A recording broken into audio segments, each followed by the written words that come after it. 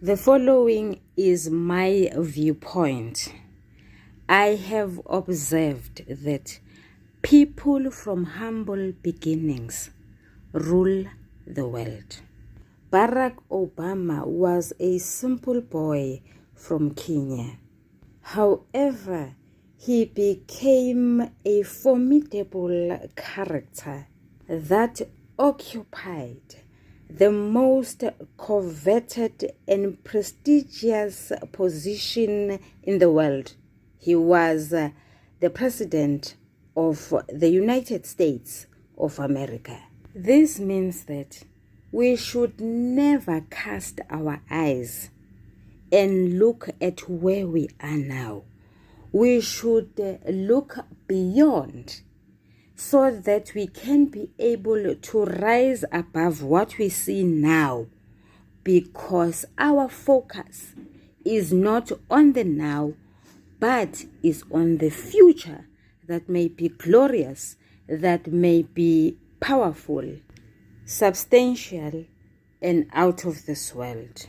I guess this resonates with the quotation by Nigel Cuban, which reads as follows, and I open quotes: "Your present circumstances don't determine where you can go. They merely determine where you start." I close quotes. Sanibonani balingane mabhungu namatshitshi, igama lami nguSpooky N isiZulu. Namhlanje sizofunda umbhalo wobuciko obizwa ngokuthiwa INkinsela YaseMgungundlovu, obhalwe nguSibusiso Nyembezi. Ngimthanda uSibusiso Nyembezi ngenkathi esesibhalela ukuthi lamagama noma lesi sihloko esiqeda kusifunda manje noma kusisho manje sichaza ukuthini ngesingisi.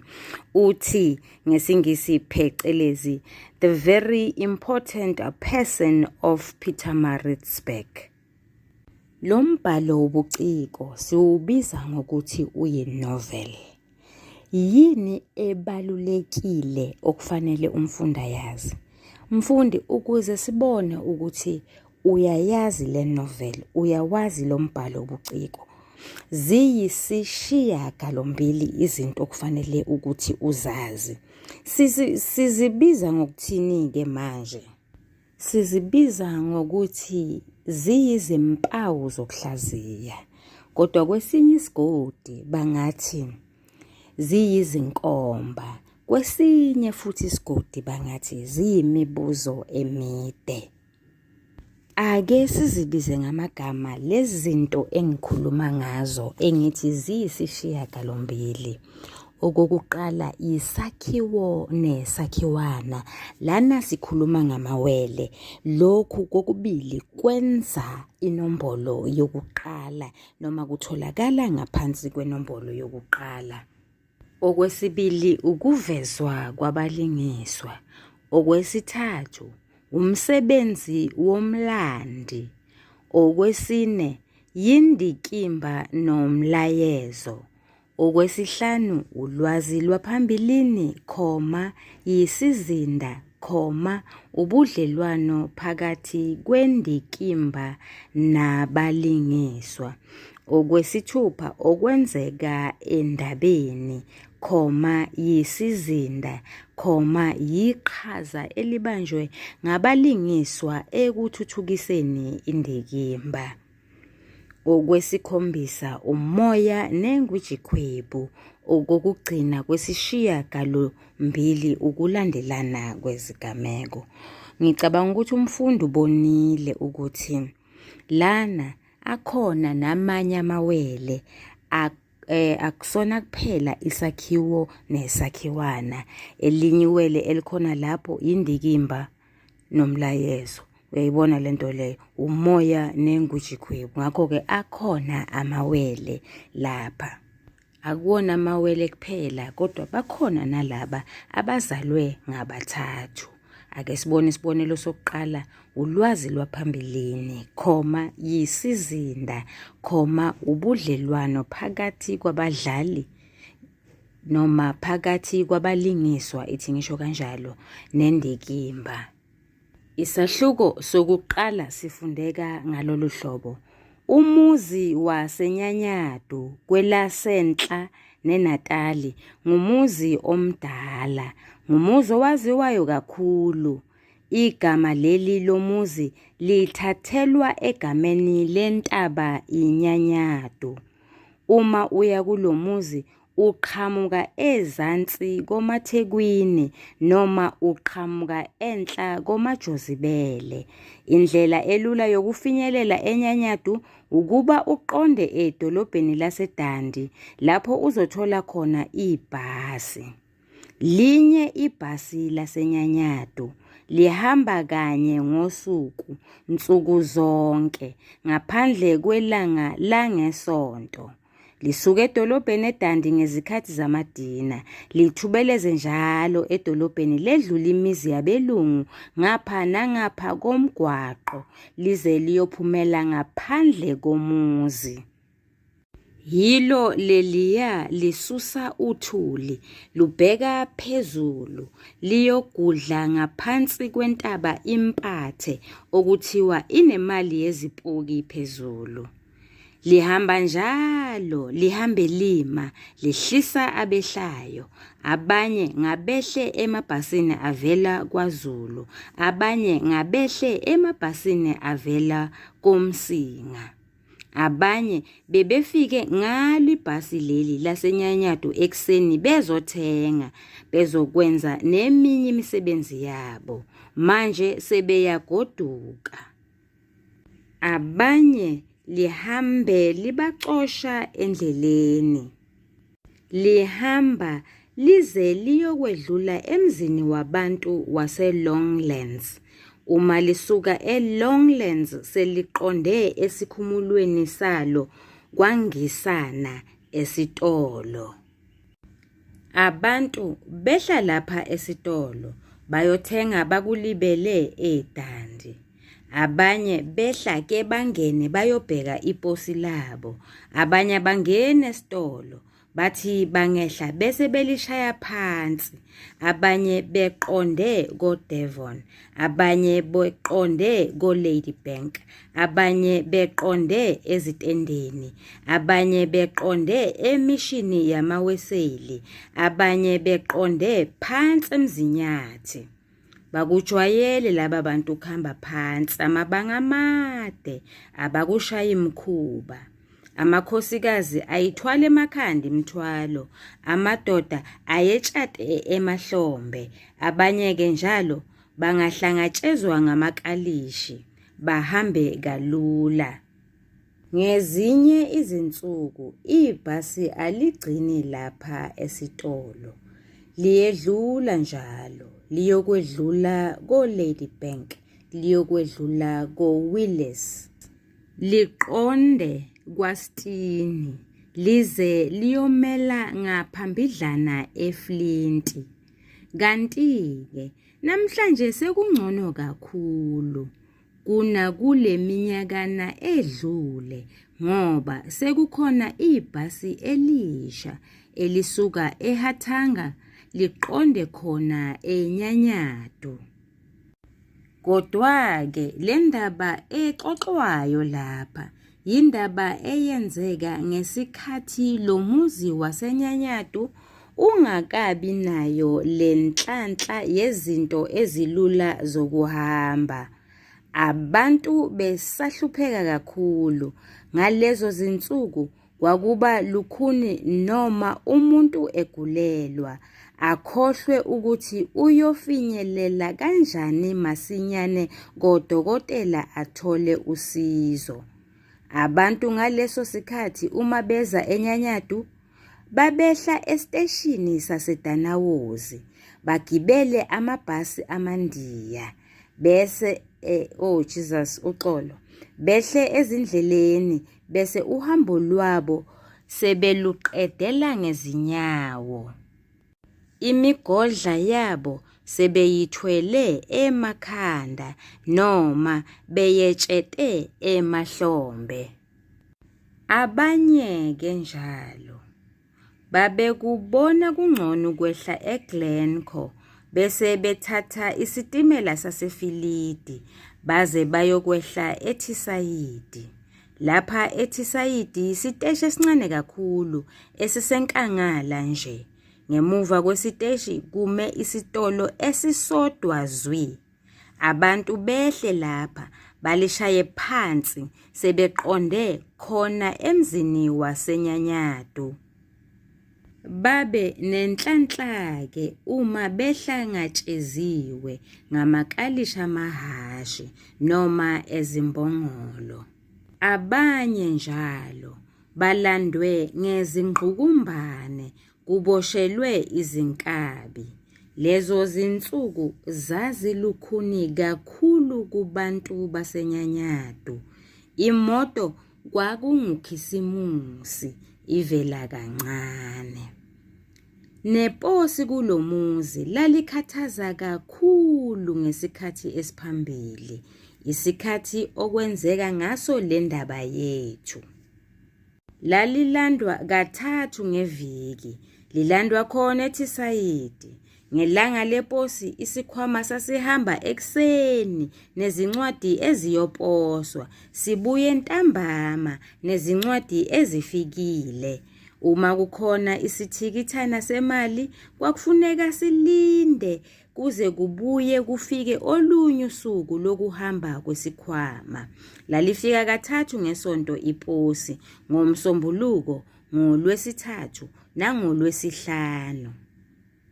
Nezingcingo imbala nazo zazihamba ngaso isikhwama lesi.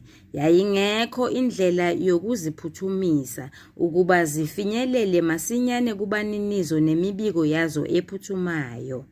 Ufuna ukuthumela ucingo mhla isikhwama singahambi, kwakufuneka angene indlela ngezinyawo noma ashove ibhayisikili noma agibele ihashi aqonde khona eThisayidi.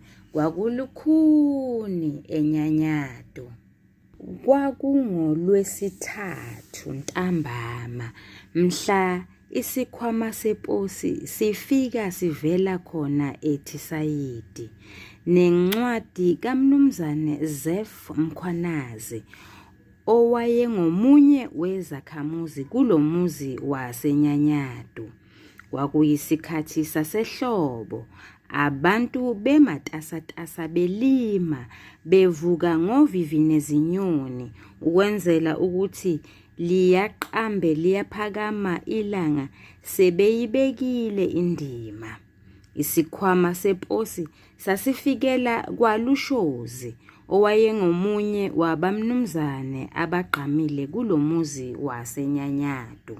Ukufika kweposi kwakuyinto enkulu ngoba ngaleli langa okungamantombazanyana wawukubona sekuzicwala kusele, kuzilungisa kahle, kugqoke kahle ngoba kuzohamba kuyolanda iposi. Izitho lezi kuthi kungazigeza bese kuzikhatha ngensipho zicwebezele.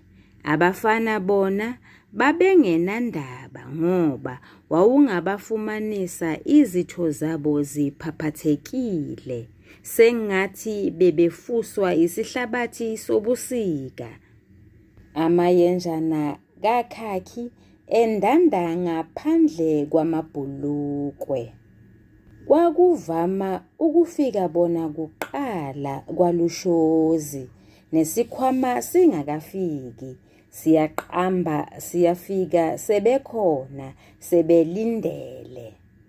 Nangalolu suku sithe siqambe sifika isikhwama kwase kugcwele okungabantwanyana namantombazanyana sekhulakhulile namabhungwana kuzobhekwa iposi. Kwakukhona nelinye ibhungu elaselifunda ekholiji. Leli bhungu uThemba Mkhwanazi. Kwakuyizibulo lika Mkhwanazi nowakwakhe uMantuli.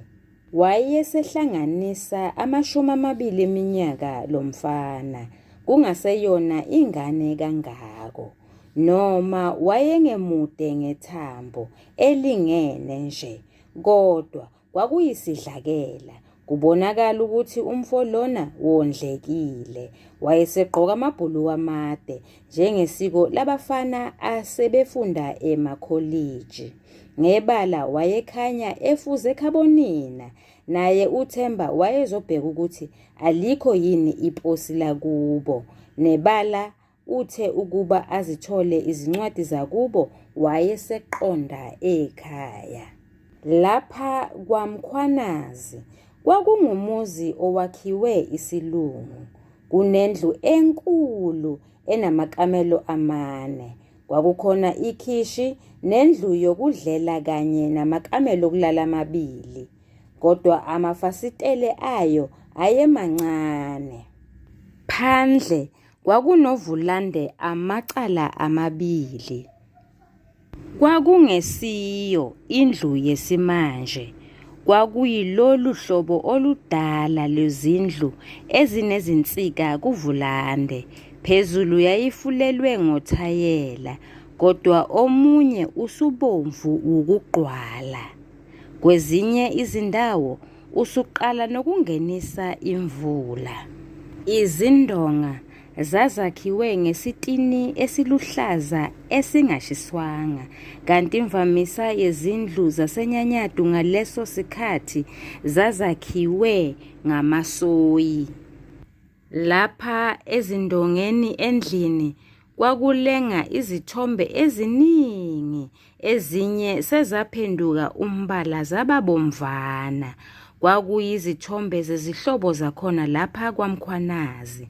Esinye kwakuyisithombe somshado, umshado kaMkhwanazi noMaNtuli. Izithombe zazigcwele uthuli ngoba zazingavamile ukuthintithwa. Kwakulenga namakhalenda amadala nezithombe zabantu abavela ezinkomponi abagqoke amabhulukwe abhanqulile. Izithombe lezi zazilenga lapha endlini yokudlela. Kubethelwe izipikili ezindongeni zase ziyalengiswa. Kwezinye izindlu kwakungekho lutho olulenga ezindongeni ngaphandle kwezingubo emakamelweni okulala uxolo kuleyo ndawo. Phandle kwenye ingosi yendlu kwakunethange lamanzi elidala elingasabasizi ngalutho abaninilo ngoba laselivuza. Selibehlulile nabathi bayizingcweti zokunameka izinto ezivuzayo. Amanzi base bewalanda ngamakhanda ngemigqomo noma ngemiphongolo ngezinkabi emthonjeni owawungenhlana nje komuzi. Lendlu yakwaMkhwanazi kwakungenye yezindlu eziphambili emzini wasenyanyadu. Izindonga ngaphandle zazicakwe ngomcako omhlophe, kodwa kwezinye izindawo kwase kukhekhebuka kuvela udaka olumnyama ngaphansi, kanti nomcako wawungasacacile kahle ngenxa yothuli. Igceke lalilukhulu, umuzi ubiyelwe ngocingo. Kwakubonakala kahle ukuthi sesiside isikhathi lukhona lolu cingo ngoba lwase luthombile, kwezinye izindawo seluwele phansi. Noma ludonsiwe zifike izimbongolo zifohle, lubuye lulale phansi. Amasango ayemabili, kukhona elincane ngaphambili nelikhulu ngemuva, okuyilona okwakungena kulo amakalishi nezinqola. Bude buduze nomuzi, kodwa ngaphandle kocingo ngemuva kwakumi isibaya negoqo lezimvu. Kwakukhona nesitebele lapho kwakuhlala khona inqola nekalishi kanye nezinto zomnumzane zokulima. Egcekeni kwakuphithiza izinkukhu eziningi nezingulube ezimbalwa ezimnyama. Kwakungumuzi obonwa yinoma ngubani ukuthi uvuthiwe, umuzi womnumzane. Kwakungekho mithi engadini ngaphandle kwezihlahla ezimbili zamapentshisi ezazibonakala sezizindala. Kukhona futhi nesihlahla sikahananadi lapho izinkukhu zazithanda ukuphephela khona mhla likhipha inhlanzi emanzini. Kwenye ingosi yengadi kwakumile uhalibhoma.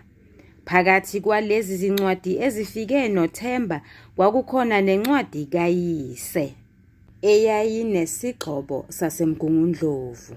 Wathi lapho eyithatha le ncwadi umkhwanazi akaze asazi lesi sandla.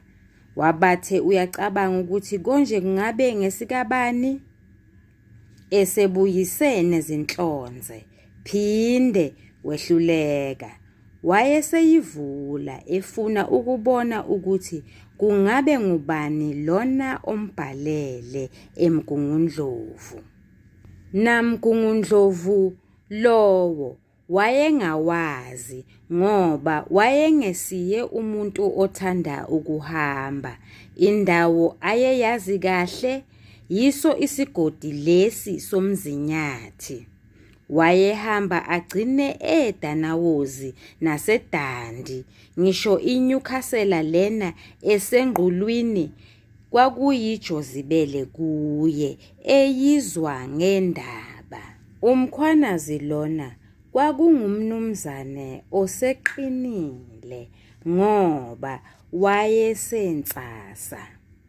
Kwakungumfo onethambo kodwa engazimukile.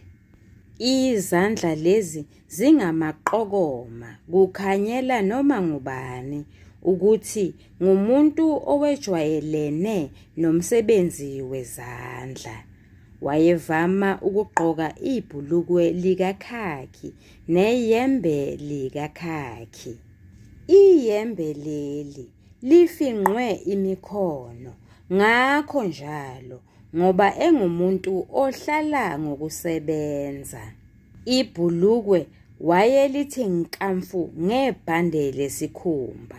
Wayengakwejwayele neze ukugqoka ibhantshi ngaphandle kokuba liphendule izulu noma ke eya esontweni noma eya emihlanganweni. Izicathulo wayethanda amahudlu lana aqamzelayo ethi yiwona amphatha kahle nalapho eyolima.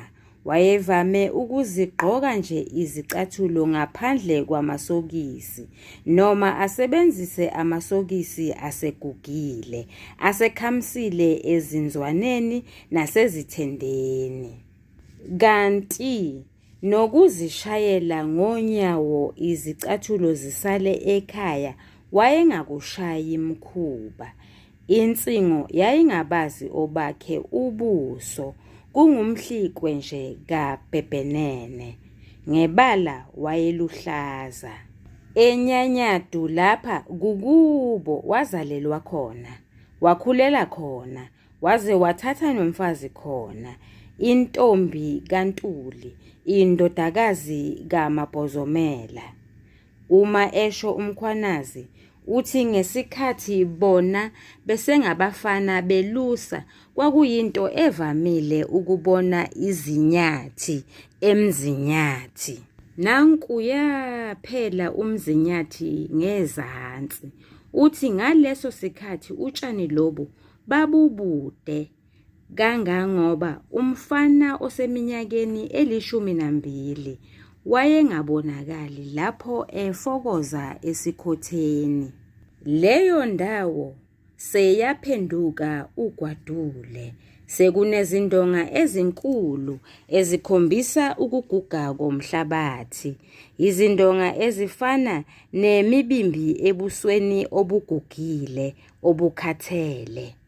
Inhlabathi iyahithika, ikhalakathele phakathi ezindongeni, okwenyama ebolile inonsuka emathanjeni. Zifike izimvula, ziyigugule zimuke nayo.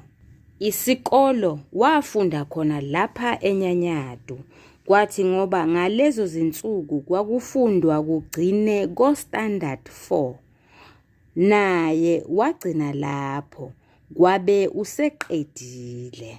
Noma wayegcine ku-standard 4 nje, wayethathwa njengomuntu ofundile nophucukile.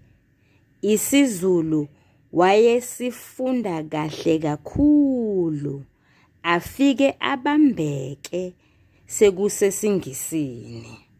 Naye wayengazilibali engumuntu ofundile, baze baqala ukwenyela omkhwanazi lapho sekwanda abafunde emakholiji.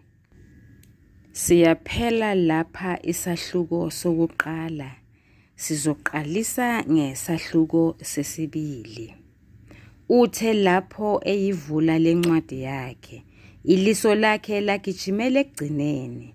Wazibutha izinhlonze zafola lapho efunda igama lomuntu owayembhalele, ngoba wayengamazi nje nempela umuntu onaleli gama, futhi wayengakaze asizwe nalesi sibongo selokhu azalwa. Le ncwadi yayivela kumnumzane Sisi Ndebenkulu.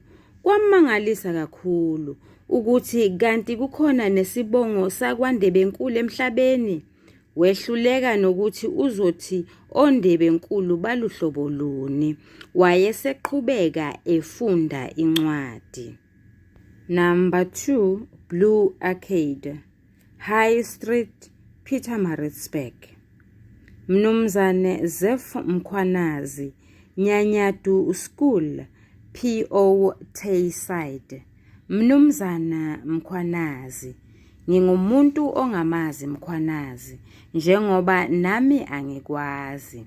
Kodwa uma ungumuntu owafundayo amaphepha, kunokwenza ukuthi usuke wahlangana negama lami khona. Wafunda futhi nangomsebenzi wami omayelana nokusiza abantu bakithi. Lapha emadolobheni amakhulu ziningi izindlela abasizakala ngazo abantu, ziningi kakhulu. Kodwa abantu basezindaweni ezingamaphandle bayahlupheka ngoba abekho abantu basemadolobheni abathandayo emaphandleni. Yingalokho sengizijubele ukuba ngihambele izindawo ezisemaphandleni, ngilethe usizo kulabo bantu abaludingayo kakhulu, kodwa bengenakuluthola. Ngithe uma ngixoxa nomunye umhlobo wami oyaziyo leyo ndawo yakini, wangitshela ukuthi uyabona ukuthi abantu baseNyanyadu bangaluthokozela lolu sizo lwami. Wakhuluma nami kakhulu engincenga ukuba ke ngifike lapho. Wanginika negama lakho Mkhwanazi. Wathi ungumnumzane onomqondo okhaliphile, osheshe azibone izinto. Yiwo amazwi akhe lawo. Ehe, yiwo. Yingalokho-ke ngibhalela wena Mkhwanazi. Isifiso sami ukuba ngibonane namadoda ngomsombuluko ozayo, ngomhla we-13 kuyo lenyanga ephezulu.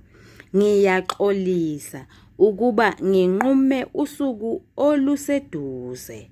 Lokho kwenziwa ngoba ngingumuntu oxakekile, alukho olunye usuku olungangilungela. Umhlobo wami ungitshela ukuthi indlela elula ukuba ngiqonde eTayside, bese ngicela ningihlangabeze khona. Ngesizathu sokuthi asikho isitimela esiye eFilidi ngesonto. Ngiyokhwela lapha eMgungundlovu ngoLwesihlanu ebusuku. Ngizokwehla eTayside ngoMgqibelo ekuseni. Ngiyethemba ukuthi uyophumelela ukungimemela lo mhlangano nokuthi uyophumelela ukungihlangabeza esiteshini. Yimina Sisi Ndebenkulu Esquire. Uthe lapho eqeda ukuyifunda le ncwadi umkhwanazi, izinhlonzelo ezibuthile njalo wazifolisa. Wezwakala ekhuluma yedwa ethi yimihlola lena. Wabuye wayiqala phansi futhi le ncwadi ayibiza ngemihlola. Sizokuma kancane ukufunda, sicubungule, sihlaziye, sichaze.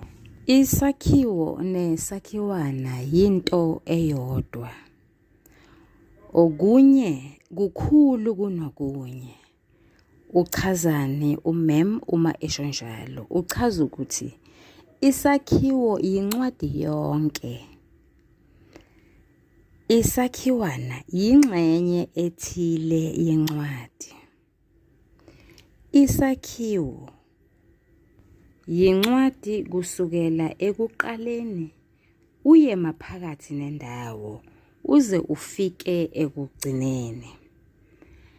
Ekuqaleni kwendaba yakho lokho sithi kuyisethulo, maphakathi nayo lokho sithi kuwumzimba, ekugcineni sithi kusesiphethweni. Nesakhiwana naso sinokuthathu, sinesethulo, umzimba nesiphetho. Yize sona sisincanyana, naso kulindeleke ukuthi sibe nazo lezi zinto ezintathu. Isakhiwo nesakhiwana are just like the two sides of the coin, head and tail, that is what it is. Subsequently, they perform the same function. Balingani bam nani bafundi, ngicela ukuphawula okulandelayo.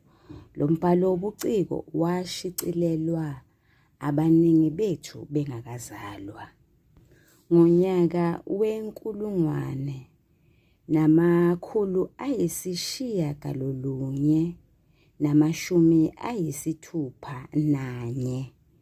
ngo-1961. Ngimthande uSibusiso Nyembezi ukuthi nanoma abhala ngaleza nsuku, kodwa-ke engathi wayekhona uma ngabe sekuqhanyukwa nolwazi olusha, ngoba isakhiwana siwulwazi olusha. Ngichaza ukuthini uma ngisho njalo? Ngichaza ukuthi isakhiwana sasingekho ngenkathi sifunda emakholiji, ngenkathi sifunda enyuvesi. Umbhalo wethu wobuciko umayelana nenkinsela YaseMgungundlovu, okungusisi Ndebenkulu. Kodwa ngenkathi umbhalo wayo ethula isethulo, uxoxa ngendawo yaseNyanyadu nezakhamuzi zakhona. Isakhamuzi esigqamile nguZef Mkhwanazi. Ngakho-ke lokhu kuyisakhiwana, kuyindatshana ngaphakathi kwendaba. Sengiyazi-ke ukuthi umfundi useyazi ukuthi isakhiwana yindatshana ngaphakathi kwendaba, yingxenye ngaphakathi kwendaba yonke. Indaba kaMkhwanazi uZef iyingxenye ngaphakathi kwendaba enkulu ethinta usisi Ndebenkulu. Sitheni eqaleni? Sithe isakhiwana sithinta okuthathu: isethulo, umzimba nesiphetho. Isethulo sithinta okuthathu, sithinta umlingiswa osemqoka nenkinga abhekene nayo, isizinda kanye nesisusa sodwishu. Isakhiwana singaba nomzimba, umzimba nawo ube nokuthathu, ube nokubhebhetheka kodwishu, isixakaxaka, kunganovuthondaba. Isakhiwana okugcina sibe nesiphetho. Isiphetho singawuvuthondaba, singawuphola vuthondaba, singayingwijikhwebu. Asiqaliseni-ke ngesethulo salesi sakhiwana. Isethulo salesi sakhiwana sethula umlingiswa osemqoka walesi sakhiwana nenkinga abhekene nayo. Umlingiswa osemqoka ovelele walesi sakhiwana uZef Mkhwanazi. uSibusiso Nyembezi unobuchule, uhlakaniphile, wethule inkinga uZef Mkhwanazi abhekene nayo. Le nkinga ingamele wonke umphakathi noma izakhamuzi zaseNyanyado. Yiposi elifika kathathu ngesonto, ngoMsombuluko, ngoLwesithathu nangoLwesihlanu. Ekhasini lesibili esigabeni sokugcina umbhali uyayiveza le nkinga ngenkathi ethi neposi kulomuzi lalikhathaza kakhulu ngesikhathi esiphambili, isikhathi okwenzeka ngaso le ndaba yethu. Lalilandwa kathathu ngeviki, lilandwa khona eThisayidi ngelanga leposi. Isikhwama sasehamba ekuseni nezincwadi eziyoposwa, sibuye entambama nezincwadi ezifikile. Uma kukhona isithikithana semali kwakufuneka silinde kuze kubuye kufike olunye usuku lokuhamba kwesikhwama. Lalifika kathathu ngesonto iposi, ngoMsombuluko, ngoLwesithathu nangoLwesihlanu. Nezingcingo imbala nazo zazihamba ngaso isikhwama lesi. Yayingekho indlela yokuziphuthumisa ukuba zifinyelele masinyane kubaninizo, nemibiko yazo ephuthumayo. Ofuna ukuthumela ucingo mhla isikhwama singahambi kwakufuneka angene indlela ngezinyawo, noma shove ibhayisikili, noma gibele ihashi aqonde khona eThisayidi. Kwakulukhuni eNyanyado. Sizogcina lapha. Besifuna ukugqamisa inkinga umlingiswa osemqoka abhekene nayo. Mhlawumbe omunye athi umem kungani akhethe le nkinga le yodwana, zikhona nezinye izinkinga. Yingoba lezi zinkinga sizoxoxa ngazo uma sesixoxa ngesimo senhlalo okuyingxenye yesizinda. Okwesibili, izigameko okukhulunywa ngazo embhalweni wobuciko noma inovelini kufanele zimthinte, zigxile kumlingiswa omkhulu wenoveli yonke. Lesi isigameko sokuhamba kweposi yisona esimthinta kakhulu umnumzane Sisinde Benkulu, ongumlingiswa osemqoka wendaba yonke. Angisho ukuthi lezi zinye azimthinti, kodwa lesi isona esigqamile. Mlingani wami, usuyochaza-ke ukuthi masikhuluma ngezingcingo sikhuluma ngani. Angithi sikhuluma ngalokho okuthiwa ngesingisi phecelezi yi-Telegram. Ngicela uchazele abafundi. Umfundi angazacabanga ukuthi kwakuthathwa umakhalekhukhwini afakwe esikhwameni seposi. Cha, akunjalo.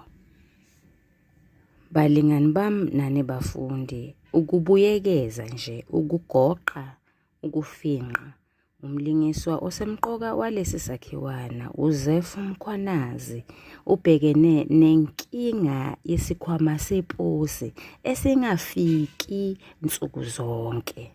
Lokhu kwenza kube lukhuni ukuthi imilayezo ingasheshi ifike ebantwini okufanele iye kubona. Okwesibili, sithola isizinda. Mlingani wami nawe mfundi, ungakhohlwa phela isizinda sithinta okuthathu. Sithinta indawo, isikhathi kanye nesimo senhlalo. Lapha umbhali wethu ukuveze konke kulesi sethulo. Ake siqaliseke ngendawo. Lapha kukhulunywa ngomphakathi waseNyanyado otholakala eNatali. INyanyado yakhiwe maduze nomfula uMzinyathi. Izindlu eziningi zazakhiwe ngamasoyi.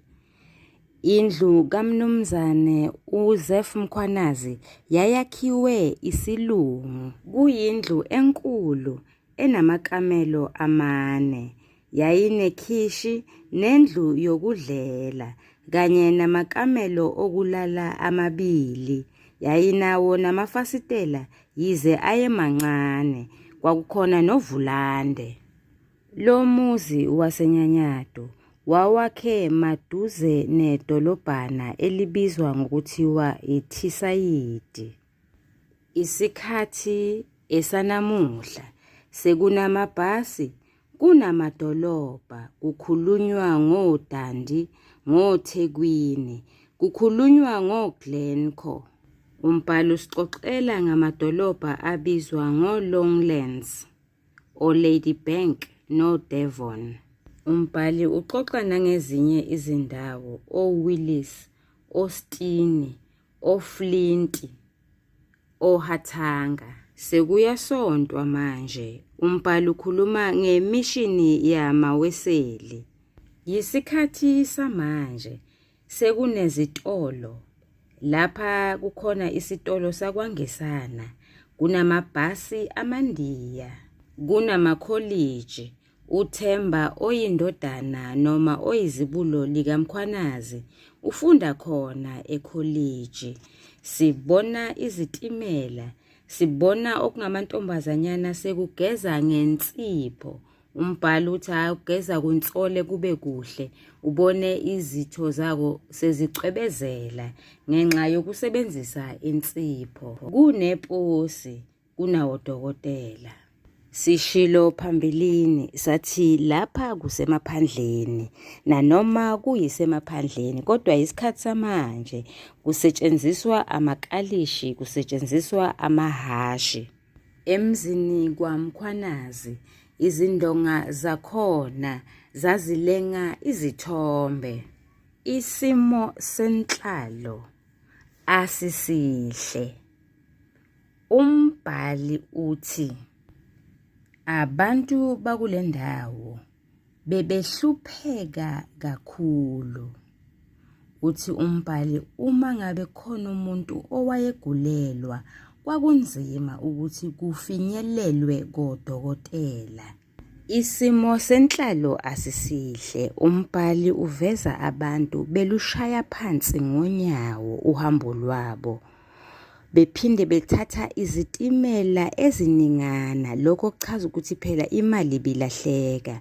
Ubezokwehla umgibeli eGlencoe abese ethatha esinye isitimela esiya eFilidi ahambeka ayokwehla eThisayidi. Lokho kuyinkinga ngoba phela nezitimela bezihamba ngesikhathi.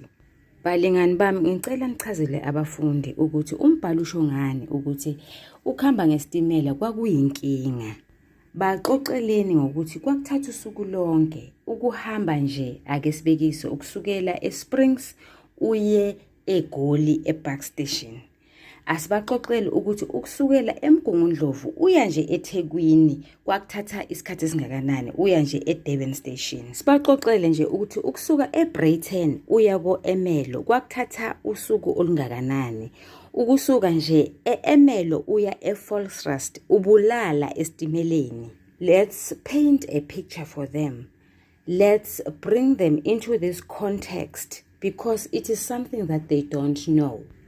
Isisusa sodweshu yincwadi uThemba afika nayo ebuya eMgungundlovu kusisi Ndebenkulu.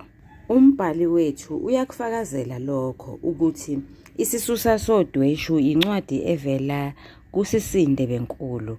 Uthi laphayana ekhasini lesithupha esigabeni sesibili, ake ngifundeke. Uthe lapho eyivula lencwadi yakhe iliso lakhe lagijimela ekugcineni, wazibuthi izinhlonze zafola lapho efunda igama lomuntu owayembhalele ngoba wayengamazi nje nempela umuntu onaleli gama, futhi wayengakaze asizwe nalesi sibongo selokhu azalwa. Ngicela ukugcina lapha. Okunye okugqamisa ukuthi incwadi ebuya kusisi Ndebenkulu isisusa sodweshu.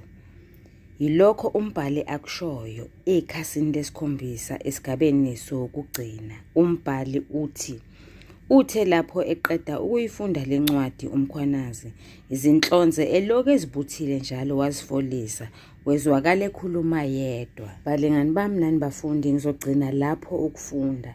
Umuntu okhuluma yedwa umuntu okhathazekile, umuntu okhuluma yedwa umuntu ongekho esimeni esihle, umuntu okhuluma yedwa umuntu obalisayo, umuntu okhuluma yedwa umuntu ongajabulile ngento ethile. Ngakho-ke incwadi evela kuNdebenkulu YaseMgungundlovu ayibhalele uZef Mkhwanazi iyisisusa sodweshu. Mhlawumbe singathasisela sivule ekhasini lesishiyagalombili sibheke ukuthi wayekhuluma yedwa nje wayethini. Laphayana esigabeni sokuqala ekhasini lesishiyagalombili umbhali uthi, sengiyafunda-ke, ethi yimihlola lena, wabuye wayiqala phansi futhi lencwadi ayibiza ngemihlola. Ngizogcina lapho ukufunda. Kuyacaca-ke ukuthi lencwadi isisusa sodweshu uZef uyibiza ngomhlola, aphinde futhi ayiqale phansi ayifunde ukuze ayizwisise ngoba kukhona okumxakayo. Ngakho-ke okugcina-ke manje incwadi evela kusisi Ndebenkulu iyisisusa sodweshu. Ngiyabonga abalingani bami, ngiyabonga abafundi, nisale kahle, ningakhohlwa ukusubscribe. Kunamashaneli amathathu, eyokuqala yiyo yona le ethi isiZulu the curriculum breakdown, eyesibili yilena ethi isiZulu grade 12 intervention. Sisho ngoba kunencwadi yobungani lapho, kunencwadi yokucela umsebenzi lapho, ziningi izinto ezikhona. Kunevideo eqoshiwe emayelana nokufundela ukuqondisisa. Siyabonga kakhulu mfundi, usale kahle.